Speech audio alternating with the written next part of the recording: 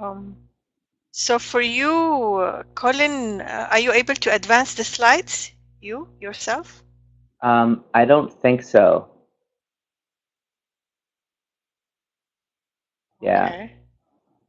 So I'll rely on you three to advance the slides in whatever fashion you'd like.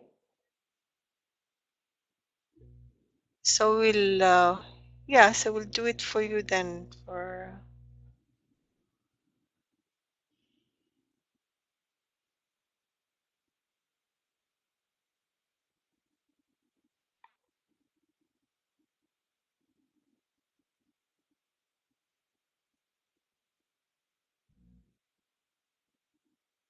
are you sure you cannot go to next, or Let me you see. see? I see. You see next Mm, on the bottom. Yeah, you can. Is this you? okay, great. So I can Yeah. do that. Sure. Yeah. So just go next. Yep. Mhm. So should we wait for folks to enter before starting? And I think you can go ahead. Yeah. Okay. All right. So, Assalamu alaikum wa rahmatullah. My name is Colin Christopher. I'm the director of ISNA's Office for Interfaith and Community Alliances here in DC. Our office does a number of activities, one of them being education on advocacy. And one of the key issues that we are working on and are going to continue to work on over the coming years is sustainability. And we're very, very, very fortunate to have some of the leading experts in our community with us this evening to talk about renewable energy, sustainability, and what our tradition says about taking care of all of creation. So before we begin, I think it's important for us to reflect a little bit about, what Islam says about environmentalism, sustainability, and, and we mentioned care for all creation.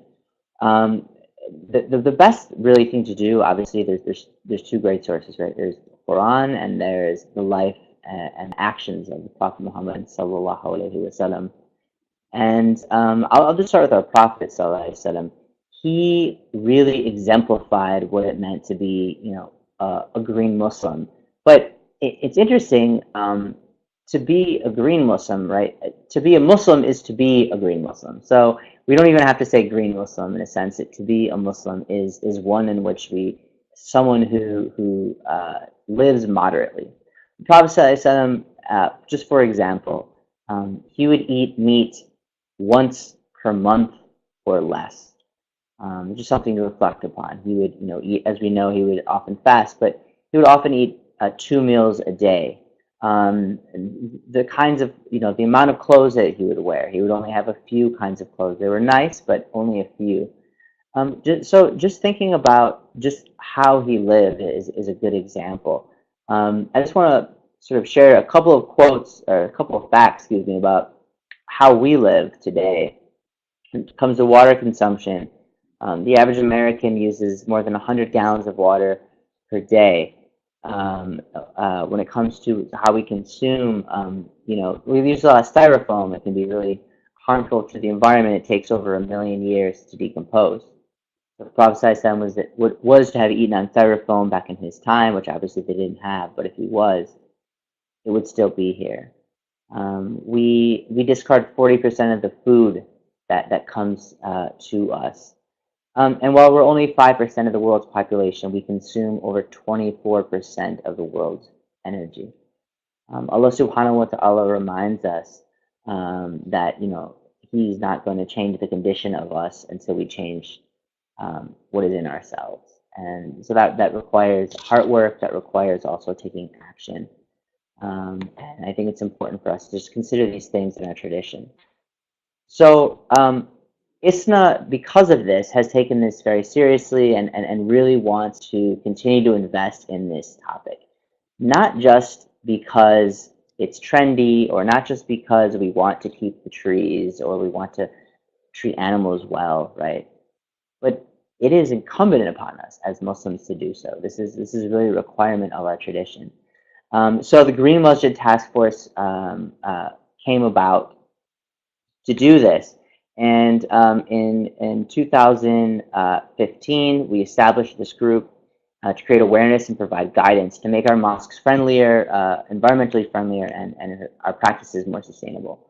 And to the date, we've won a number of awards. There's the Green Masjid Award in 2015 that went to the Islamic Society of Central New Jersey. And then we also awarded, the Islamic Society of Evansville, Indiana in 2016. And there's, in 2015 and 16, 65 masajid participated in greening our Ramadan. And in 2017, 26 masajid participated. And it's really been a blessing to see our community really get engaged in this work and take it seriously. So there's a number of folks who are on the committee. If you're interested in joining, you can contact me at dcdirector@isna.net, and I can get you in touch with folks who are highly involved with that work. Sorry, I'm going to go back a slide for a second. So there's a lot of great things that the Green Masjid Task Force has been doing. They're a dedicated team. They're always available. They can help you and your mosque think through what you can do to change your practices, whether it's styrofoam cups during Ramadan and changing that out, whether it's composting, whether it's light bulbs or solar panels. There's so many different things they can help with. And so they're here for you. So please reach out and ask us for assistance. The task force has contributed to the Green Convention Initiative to conduct greener events in general, so that the community has a better sense of how to utilize the resources it has without continually buying new things, whether it's from food provision or hotel accommodations. There's a number of decisions you can make in a greener way.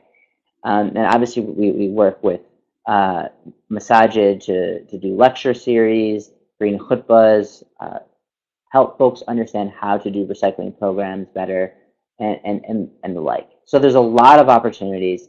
Please reach out, and again, you can contact isnagreenmasjid@gmail.com. That's ISNA greenmasjid@gmail.com. It's right there on that slide below. So now we get to shift to our presenters and sort of introduce them. We're really fortunate to have two of the most accomplished people in our community who have been working on these issues literally for decades. And they do it because, first and foremost, this helps them get closer to Allah subhanahu wa ta'ala, and they see it as a duty, and they're really passionate about it.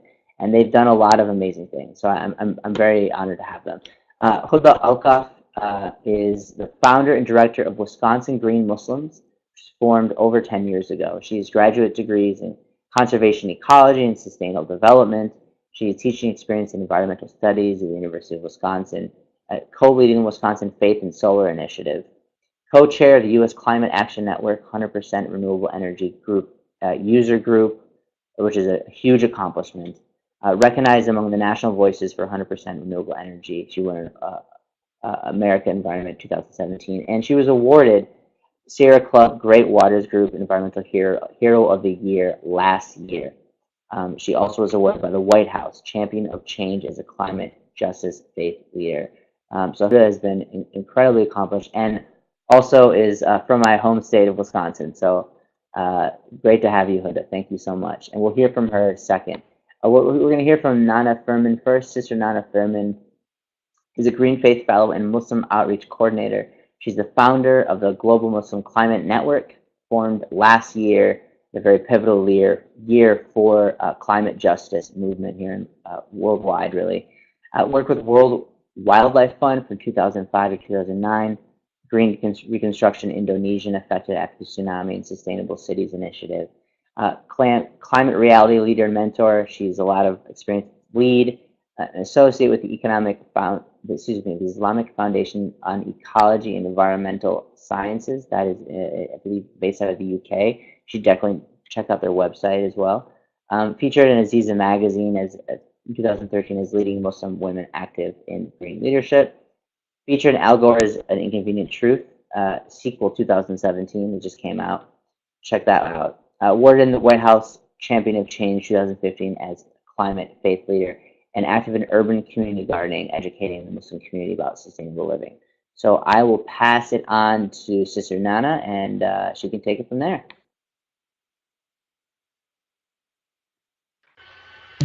Thank you, Brother Colin. Glad to be here. Assalamu alaikum, everyone. And yeah, so then, I mean, like just moving along, like, you know, we are from the Green Masjid Task Force. We've been engaging with communities in the last 2 years, going on to 3 years. And specifically today, we're going to focus on the energy issue. And talking about energy issue, for the last 2 years, actually, ISNA has some contribution, like very significant in the Muslim world, because last year in 2016, there is the announcement, commitment of divestment from fossil fuel from ISNA, which is the first Muslim institution in the world, announced it officially its divestment from fossil fuels. And just this year, just last week actually, ISNA also made a statement on repealing the clean energy plan. As we know, like, you know, the current administration is not very you know, like friendly with the issue of climate change. So those are ISNA contribution in the last 2 years, very significant. And why we are talking about this today, because in 1991, President George Bush actually declared the month of October as National Energy Awareness Month. That's why we're talking about this today. And like we are hoping the federal government, of course, to provide the leadership on this, you know, the importance of managing energy. And then for this year, specific theme is energy and water conservation, because to be honest, when we talk about energy, we didn't think about water, but there's a lot of energy, the power plant, for example, using a lot of water as it is right now. So we will hear more today in this webinar from Sister Huda, why we are pushing or like encouraging Muslims to go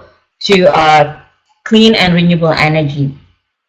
So we are going to talk about like what is energy consumption and what is, you know, like how do we transform our life into towards renewable energy. And I'm just like giving this diagram, which I think very interesting. This is, I call it a spaghetti diagram because it looks like spaghetti, but you know, with different colors. And earlier, Brother Colin already mentioned that, you know, like United States is only 5% of the world population, yet we consume like 25% or more energy of the world. So as we see here, we, like, you know, on the left side, if you can see that those are the energy resources that we use as of today, and a lot of them are still like based on fossil fuel, like petroleum, coal, natural gas, and, you know, there's nuclear also, but very little on the top, you know, like using solar or wind, so or even hydro. And then, like, you know, in the process, actually we're losing a lot of energy. There's a lot of energy rejection. If you can see the light gray on the right side here is the rejection, which is like 2/3 of the energy production itself. So as it is, we are actually inefficient. I mean, we are already using not so clean, like, you know, dirty energy, if we can say that, like, you know, mostly like our resources is dirty energy, but at the same time also we are not very efficient on our usage. So why as Muslim we care about this? Because in the Holy Quran, we are called to walk gently upon this earth, meaning that we are bound by our moral imperative to treat our shared common home with care and respect it deserves. So the same thing with Muslims and other faith communities, that in reality climate change is not it's not just scientific issue, but actually it's the implication of the future of our planet, and also our moral responsibility, and this is also an ethical issue. So then in 2015 there are more than 60 Muslim leaders and scholars came together in Istanbul, Turkey, to discuss about this, about the current rate of climate change that can no longer be sustained. So because like very soon we're going to kind of like damage the equilibrium of this earth, or in the Quran we know it's called al-mizan. So then like this is very important. And so like one of the result of that gathering is the Islamic Declaration on Global Climate Change.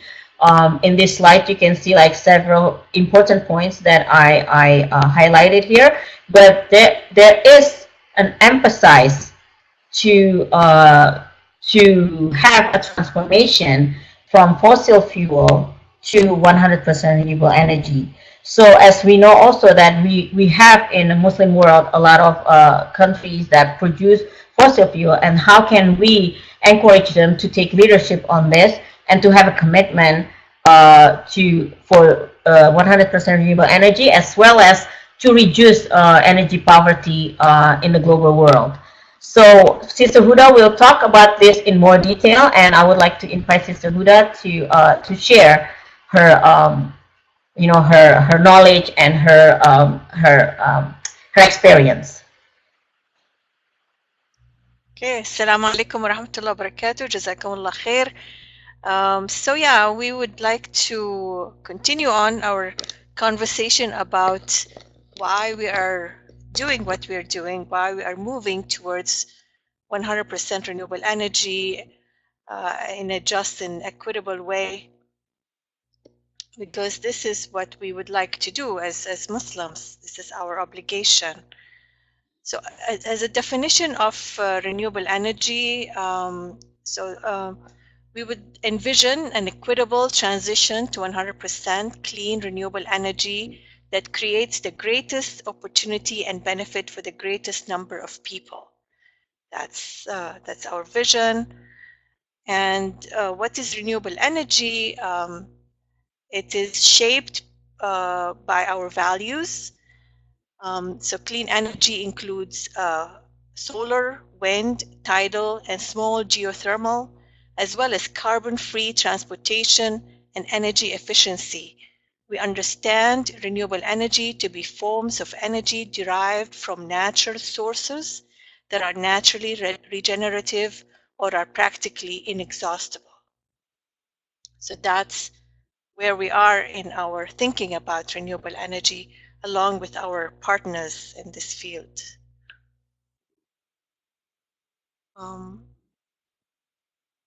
So how does solar electricity, we're going to talk about solar in particular.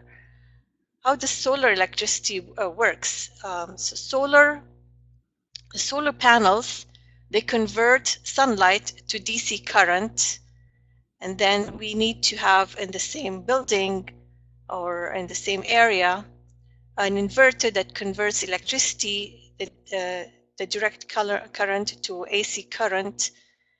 And then there is another component in the system that takes electricity to your home, and then the extra electricity that's not used will be credited back to the grid. So it's a very simple system that can operate and can really make use of the sunlight, the sacred gift that we have and we appreciate. It's the nur, the light that Allah gave us, and it's a very simple system that can operate on homes, on mosques, on Masjid, and other areas, other buildings.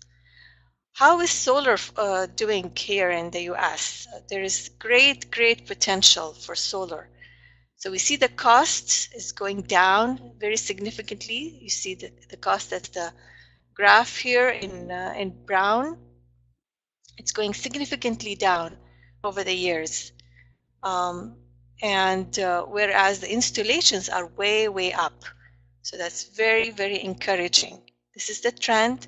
This is where solar is going on right now. And we really need to support this movement as Muslims. And that's what we're trying to do here with our efforts with ISNA and with all of our masajid and our homes as well. So the trend is very promising. And according to all the solar organizations, we see the solar market insights, as I mentioned, showing strong signals, strong indications of solar installations in the US, as well as we see the projections for the future. It says that it will triple in size over the next 6 years. So definitely want to be part of this movement, benefiting from all what's happening, the innovations, the cost reduction, the group buys, volume purchasing models, and which we're going to talk about. So there's so much going on, and we need to be part of this movement. And we are, alhamdulillah, we are the Mosque Foundation. Here are some of examples of masajid have installed solar.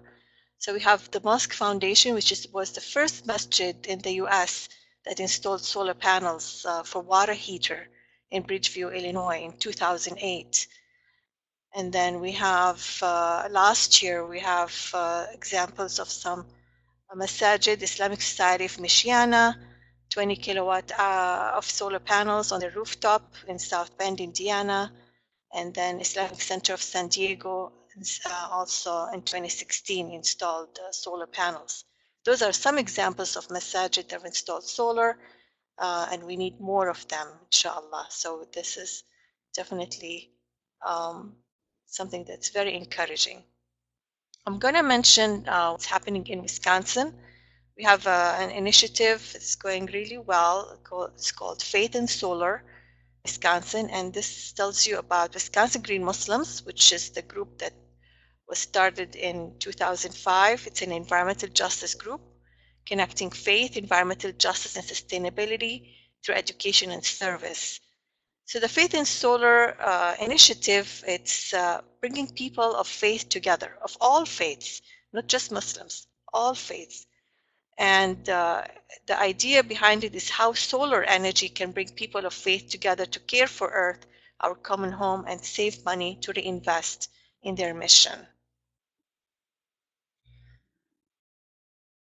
From an initiative that started in North Carolina, where a group of Muslim families wanted to install solar on their homes, and they did. And you see here in the picture the group of homes, but the idea, they wanted to reach a benchmark, and they made an arrangement with an installer that if they reach a benchmark, then the installer can help them install solar on their mosque, on their masjid.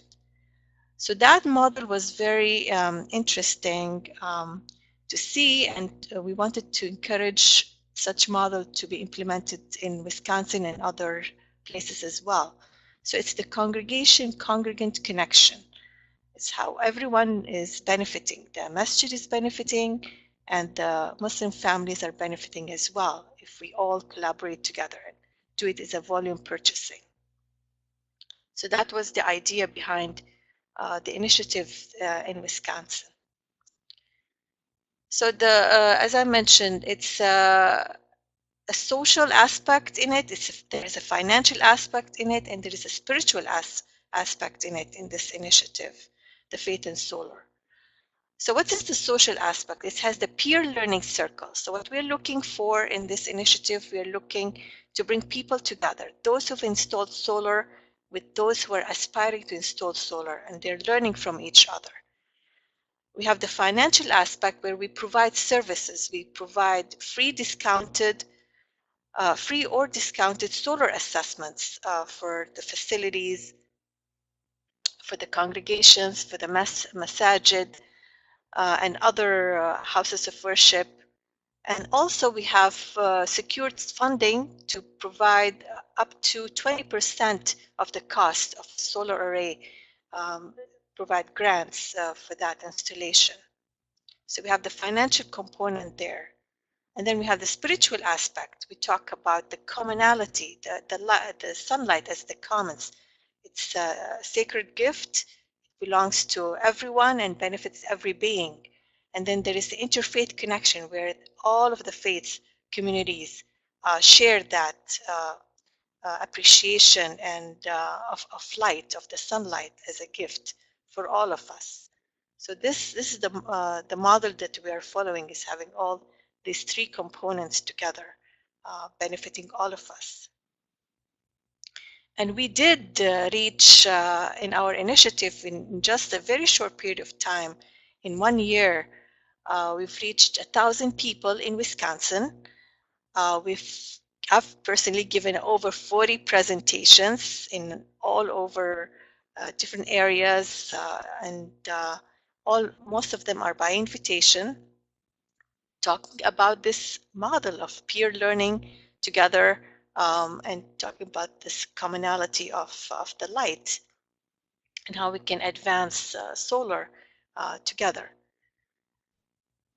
And we've reached 18 different faith communities, and you have them listed here. So that's a great way of building relationships, neighborhoods, communities, strengthening communities, all under this gift of light, sunlight.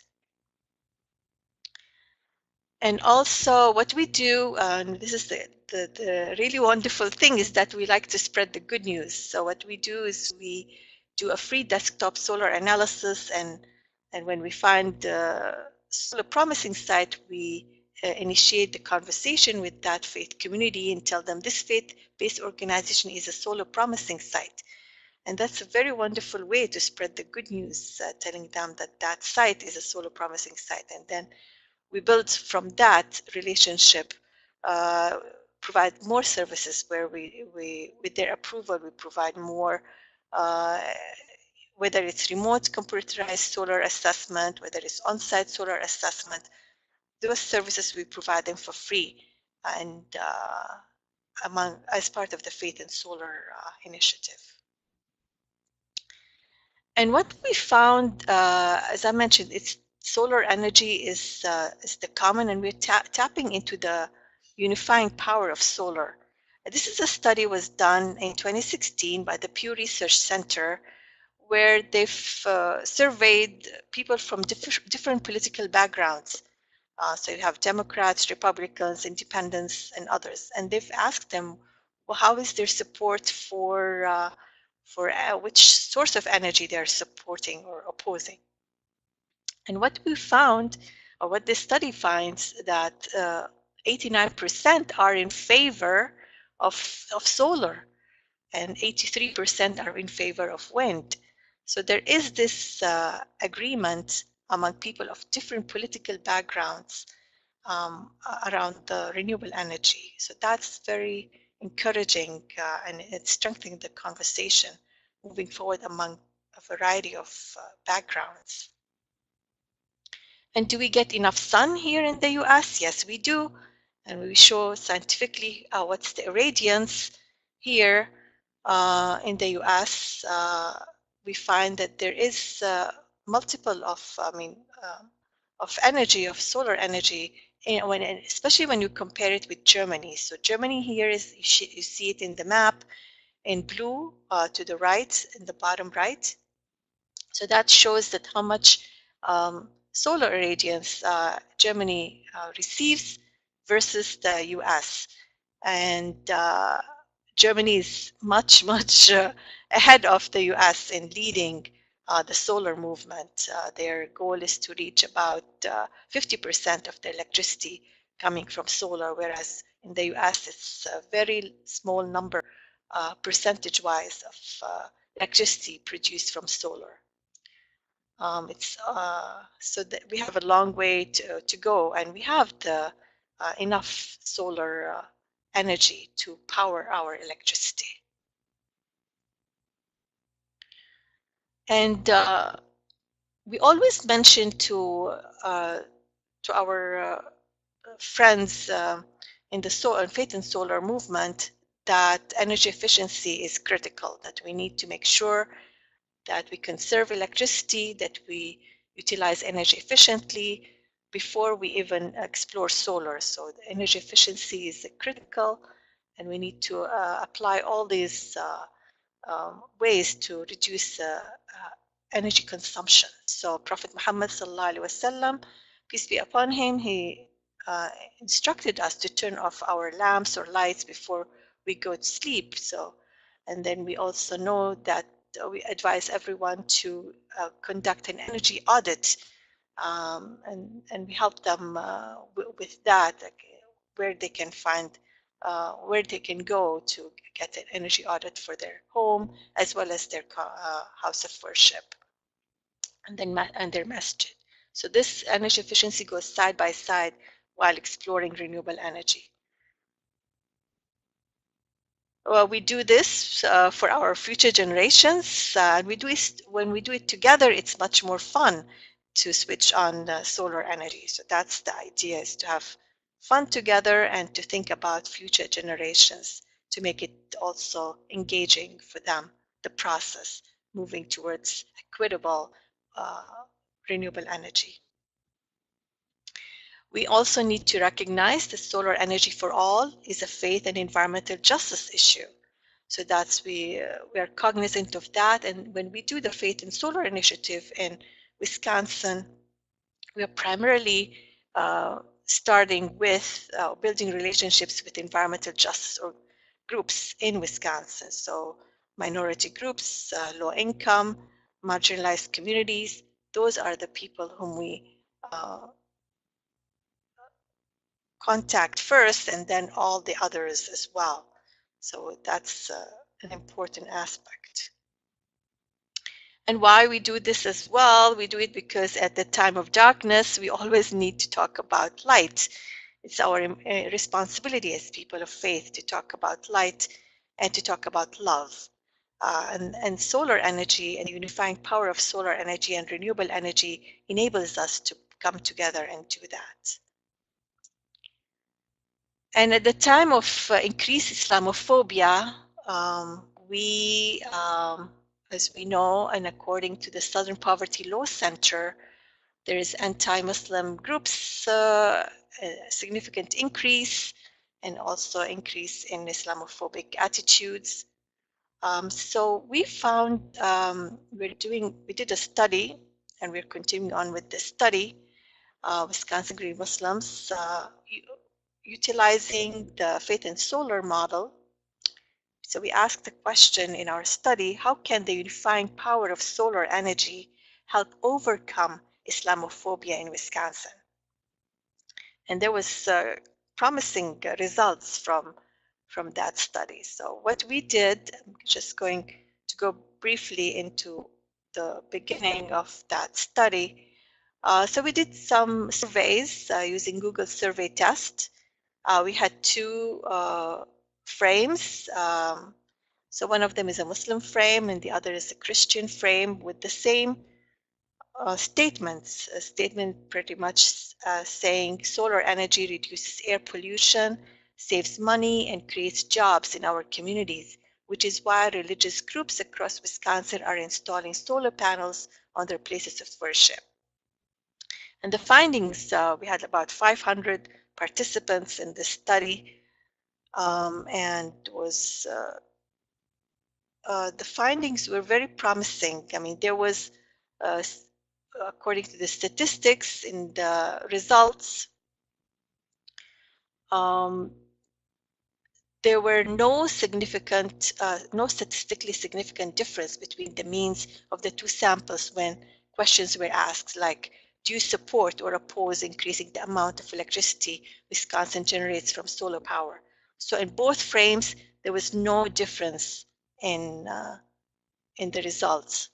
And then when people were asked, to what extent did you agree faith in solar, which is run by Wisconsin Green Muslims, is an organization that shares your values? There were no statistically significant difference between the means of the two samples.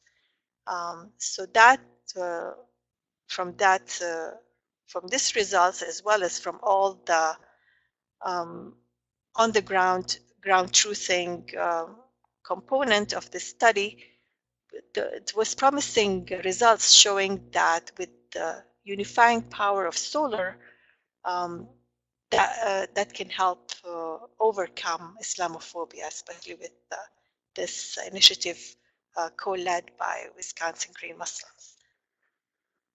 So we are continuing on this study. We're doing more surveys in the next few months to see how if really our hypothesis stands.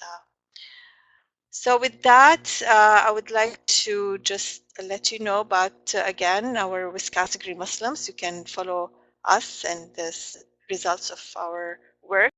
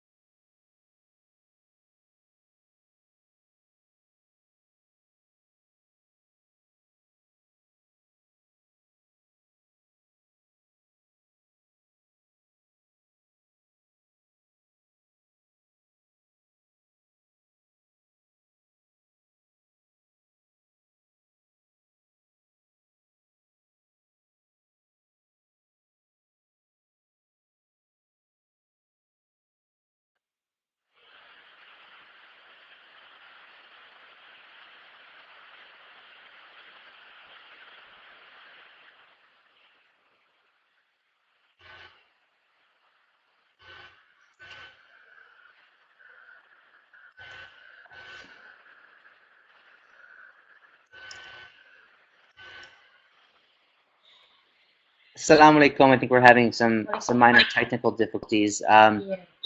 So Sister Nana, are you able to continue on with your portion? Yep. Can you hear my? Okay. Yes. Okay. So continuing. So like Sister Huda already explained what we've what we've done in within within the U.S. But so what we want to do also, we want to engage this to a larger Muslim community around the world. So as I mentioned earlier about the declaration that in order for us to tackle this climate crisis, we need to work collaboratively. So we address the climate crisis together in cooperation and leadership with the Muslim community around the globe as well. So that's why last year, as the continuation of the declaration, the Global Declaration on Climate Change, I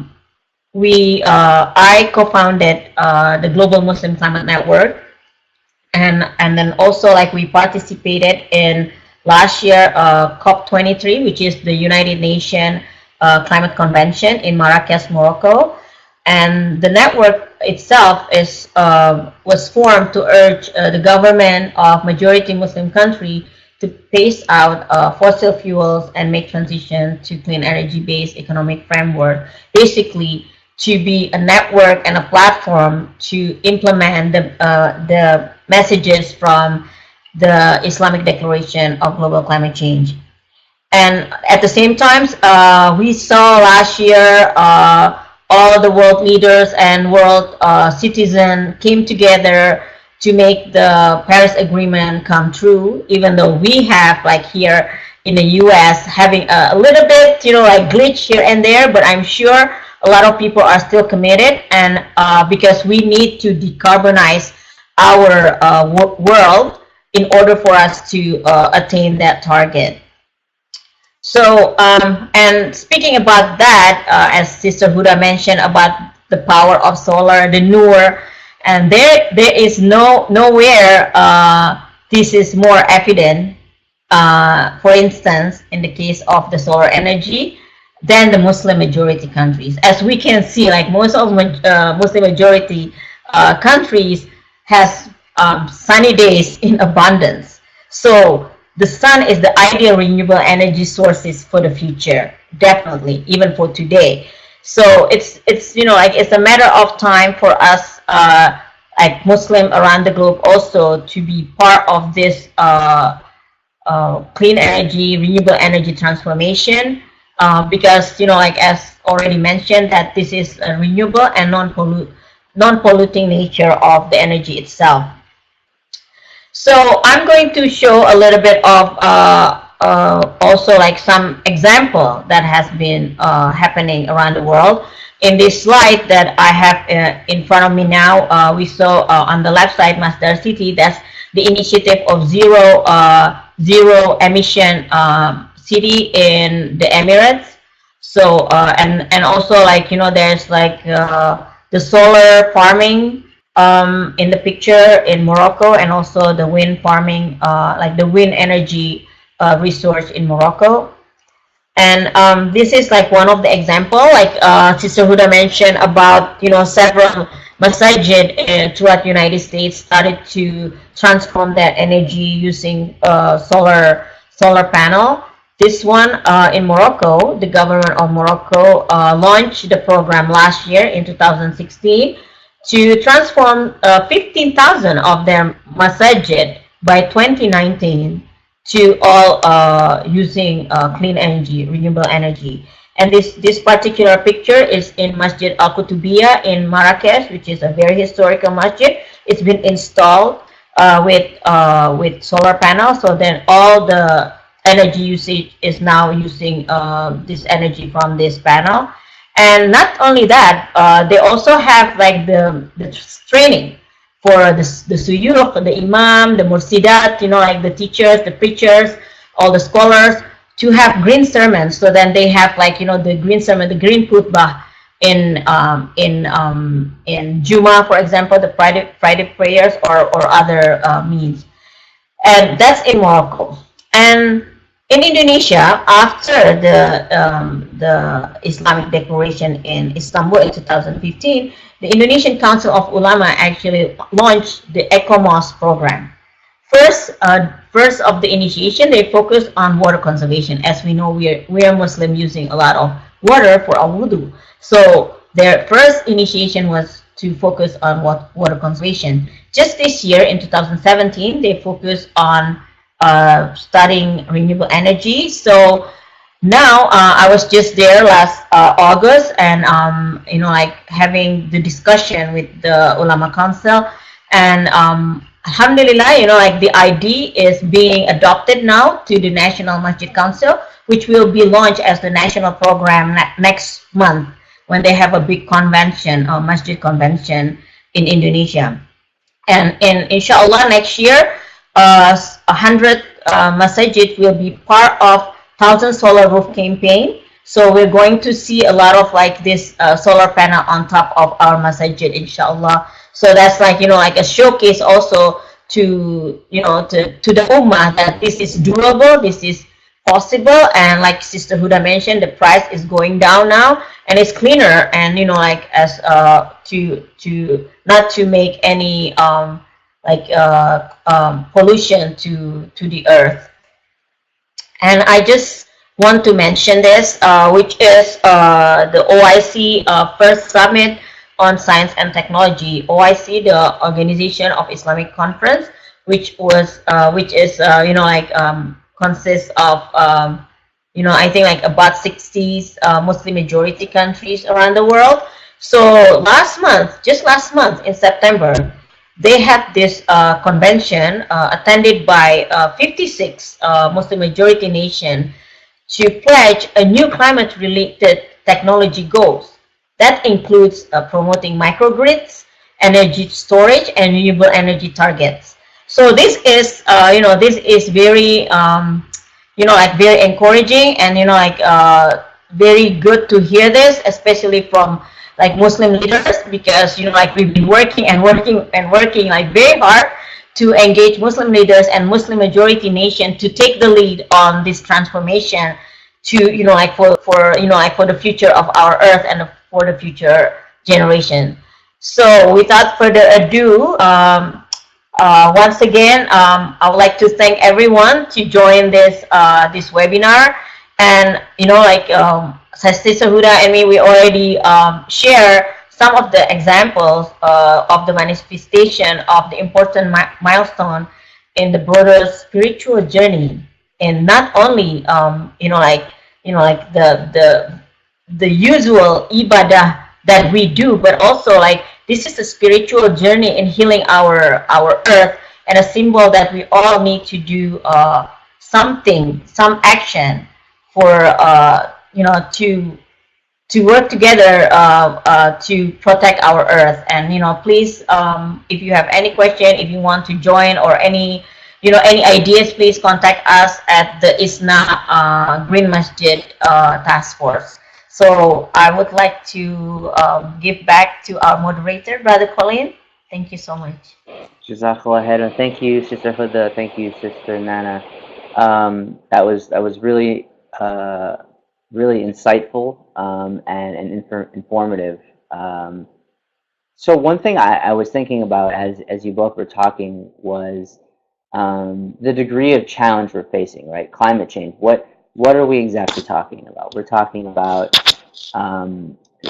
about sea levels rising to a level where entire countries will be going underwater if something isn't done. The country of Bangladesh, currently 200 million people, within 30 years, at current projections, being completely underwater. We're talking about other places experiencing severe drought. Just today, there are severe droughts and food shortages in East Africa. The conflict in Syria was actually partially started because of a drought. And you can look it up if you haven't heard that. It's an interesting story, and it's a sad reality. So we're up against some really serious consequences today, not in 30 years, but today. And Sister Huda, you were mentioning 100% renewable energy, and I can just hear people saying that's ridiculous. That's not going to happen. But I'm reminded of some other things that people said were ridiculous, and they did happen. For example, we had the ozone. There was a hole in the ozone layer, and people said we're never going to fix that. That was in the 80s and 90s. And in fact, because of regulatory work done through the U.S. government and globally as well, we were able to stop some pollutants from going into the air, and in fact, the ozone recovered. There is another example of political will where people said you could never take on the tobacco industry. And in fact, in the 1990s, the tobacco industry was taken on by the US government, and through political will, the tobacco industry lost a lot of its customer base. So likewise, when people say, you can't take on the fossil fuel industry, 100% renewable is not realistic. I think we really have to look at history, both environmentally and politically, and consider that it is actually possible. And not only is it possible, but I think it's something that we don't have an option. We have to do it. And so I appreciate your presentation and learning about how it works at the local level, how, frankly, a lot of masajid have shifted over the last few years, alhamdulillah, and due to the efforts of both of you and the ISNA Green Masjid Task Force and other groups around the country and around the world. One thing that I wanted to ask both, and then obviously, by the way, at the global level, Sister Nana and her efforts and what her group is doing, really changing the conversation with Muslim majority countries around the world, and getting like you can see a famous masjid in Morocco to be installing solar panels and so many other places. What I want to ask both of you is, aside from renewable energy, so let's say someone doesn't own their house, they're renting, or they don't have the capital or the financial mechanisms to buy solar panels, right? What are the 3 things that every family can do, simple things, to shift their own carbon footprint, to reduce their carbon footprint, and live more sustainably?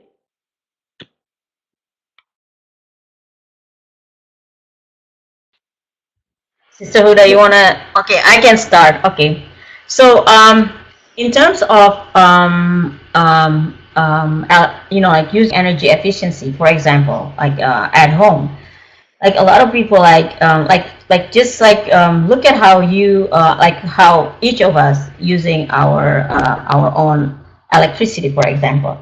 Like like how many people actually don't turn off the lights, like when they leave rooms, or like or their equipment, for example, like you don't even use it, but you just keep it on. That's actually wasting energy. So I keep telling like to my friends and families, and also like my communities, when I do some awareness in the masjid, that like first of all, like look at like how we actually use our energy. And if we just like be mindful that some people like said to me, but I paid for my own like for my own electricity. But then like there is, like as mentioned earlier, that there is the like like we most of our electricity power plant actually based on non renewable energy, which is like with like we call it dirty energy, which like has like the carbon like emissions. So then like be mindful on that. So then when you don't use it, like please turn it off. Like even the prophet said, like when you go to sleep, like turn off your lights or your lamp. That's one. Switch off. I call it like switch off. And also like like when you purchase, like nowadays there's like a lot of like like environmentally friendly equipment, and like or anything that your household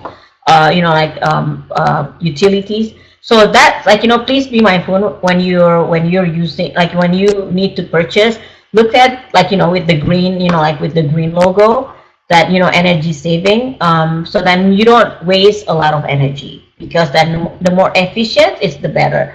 And we encourage this in our green Ramadan for the Masjid, to replace their light bulbs, like with the energy efficient light bulbs. So those are just like like the like simple things that just for energy. But we can do a lot of things that just in our household, like individually, and in a communal way.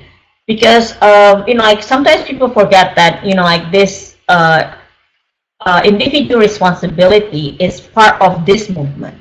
We cannot do it if individually we don't change. We have to change from individually, then we change our like our family, and then our community, and then we can change as a nation, and then we can change the world. So then that's like people have to have that understanding that like we cannot change like in the global world if we don't even change ourselves.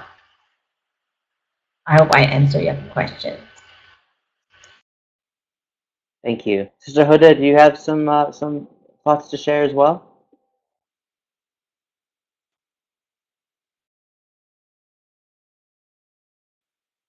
I think we might have Sister Huda for a second.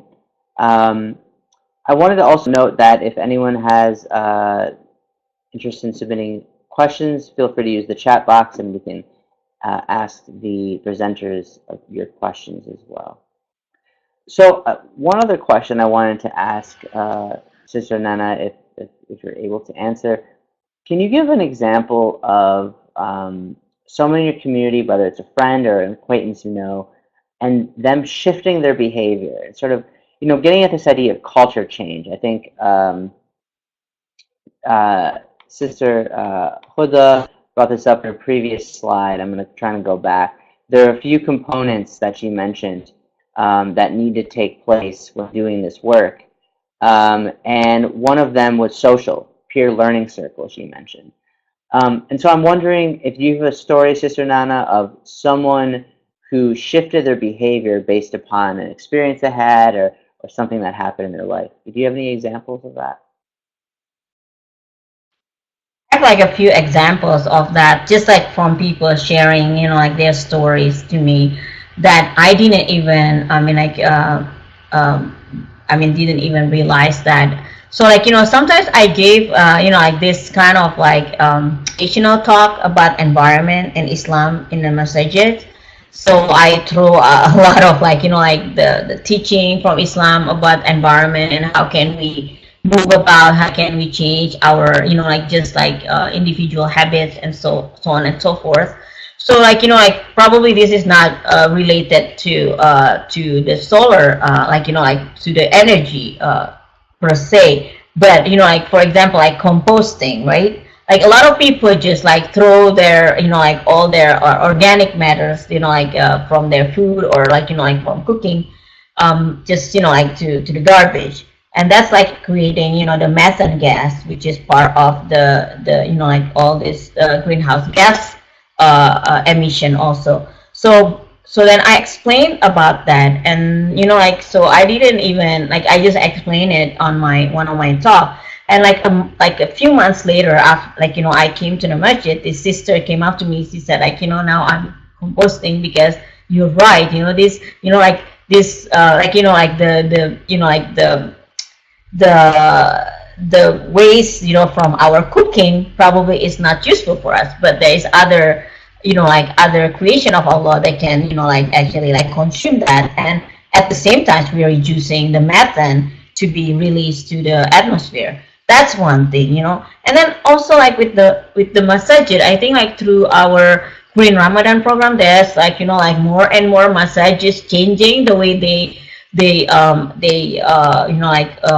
they have their Ramadan, like, like from using styrofoam to not using styrofoam now, like, more compostable or like even washable. And then they're very cautious on a lot of things, like, like water usage, for example, or even energy. And then like, like Sister Huda mentioned about one of the Masjid, Islamic Center of San Diego. That's like where I used to go to the masjid, like, like when I was living in San Diego. That's like I talk and talk and talk with them, like, about, like the importance of caring for the planet. And then finally the board of the masjid said, okay, we're going to put the solar panel on that. That's like, like a winning for everyone, not just like for the board, but for everyone. And that's a showcase to our community. So every time the community comes, they can see, like that's, like our message is contributing in like trying to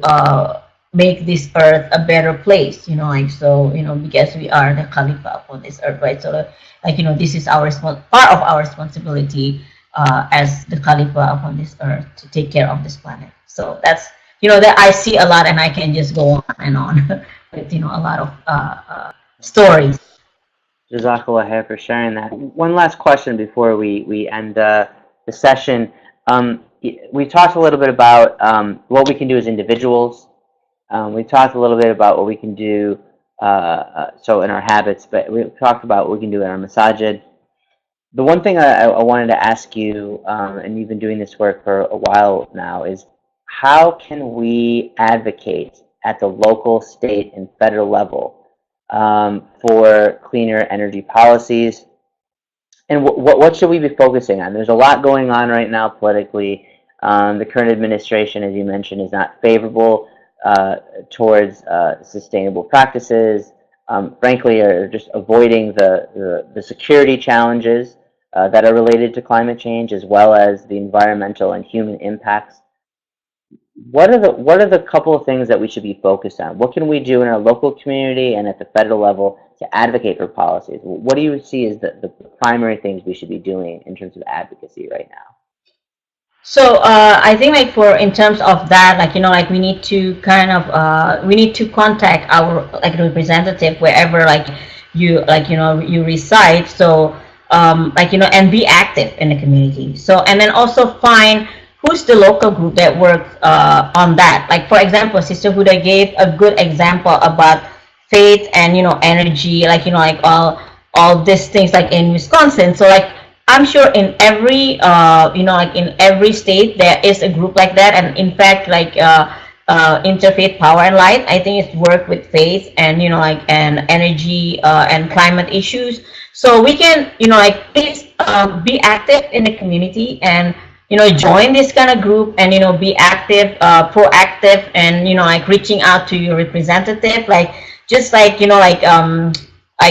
recently we had like our one of the representative of the the district that I live in came to our masjid because a lot of this Islamophobia issue, and then so we had a dialogue with him. But I know that he is very into sustainable development issues. So my question to him, it's linked up the Islamic Islamophobia with like Muslim being involved in this climate movement, and like encouraging Muslim community to live like a greener way. So he's like he kind of like like looked at me, and he's I think like he was kind of surprised that actually there is this initiative among the Muslim community. And then now like every time he saw me in any other event, he remembers, he's asking like, so how is the movement, like what can I do to help you, to like whatever, like messages. So that's like I think like we need to make that relations to our the representative, as well as the groups that is active in our area. So then be like be there, be active, and I want to see like more Muslim on this like this kind of efforts, so we're not so alone, like Sister Huda and me, and a few others like from the Green Muslim friends, for example. But like more and more Muslim, then it's becoming like just normal for Muslim to be to care for this earth. Alhamdulillah. Well, Jazakallah khair for sharing that, for all of your work, and thanks again to Sister Huda for her efforts and for participating. Thanks again for joining. Again, if you have any questions, please do feel free to email the Green Masjid Task Force. You can also get in touch with your local group, whether it's in Wisconsin or New Jersey or wherever that may be. And I guess we'll close with Surah As. Bismillahirrahmanirrahim. وَرَأَسْ إِنَّ الْإِنسَانَ لَفِي خُسْرٍ إِلَّا الَّذِينَ آمَنُوا وَعَمِلُوا الصَّالِحَاتِ وَتَوَاصَوْا بِالْحَقِّ وَتَوَاصَوْا بِالصَّبْرِ. Jazakallah khairan. Assalamu alaikum wa rahmatullahi wa barakatuh. Wa alaikum assalam wa rahmatullah. Thank you.